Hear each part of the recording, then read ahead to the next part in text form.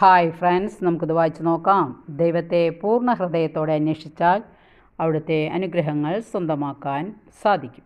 നമുക്ക് നോക്കിയാലോ. ഭക്തിയിൽ നിന്ന് എന്നെ അകറ്റിക്കളയുന്നത് എൻ്റെ തന്നെ പാപമാണെന്ന് ഞാൻ അറിയുന്നു. അങ്ങെപ്പോഴും ഭക്തി എന്ന വരം എനിക്ക് തരാൻ ആഗ്രഹിക്കുന്നുണ്ട്. ഞാൻ അതിനായി ചെയ്യേണ്ടത് എൻ്റെ നിസ്സാര പാപങ്ങൾ പോലെ ഒഴിവാക്കി എന്നെ തന്നെ അങ്ങേക്ക് സമർപ്പിക്കുക എന്നതാണ്. എവിടെ ഒരു ഒഴിഞ്ഞ പാത്രം കാണുന്നുവോ അവിടെ കർത്താവ് തൻ്റെ കൃപാവരങ്ങളും ഭക്തിയും ചൊരിയും. ഒഴിഞ്ഞ പാത്രം എന്ന് പറഞ്ഞാൽ ഉദ്ദേശിക്കുന്നത് സ്വാർത്ഥതയില്ലാത്ത, പാപമില്ലാത്ത മനസ്സാണ്.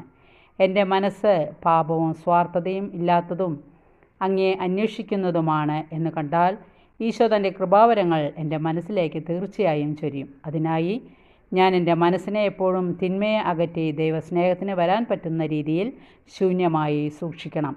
നമുക്ക് പ്രാർത്ഥിക്കാം. ഭക്തി എന്ന ദിവ്യദാനം കർത്താവെ അങ്ങ് എനിക്ക് തരണമേ. Okay, thank you.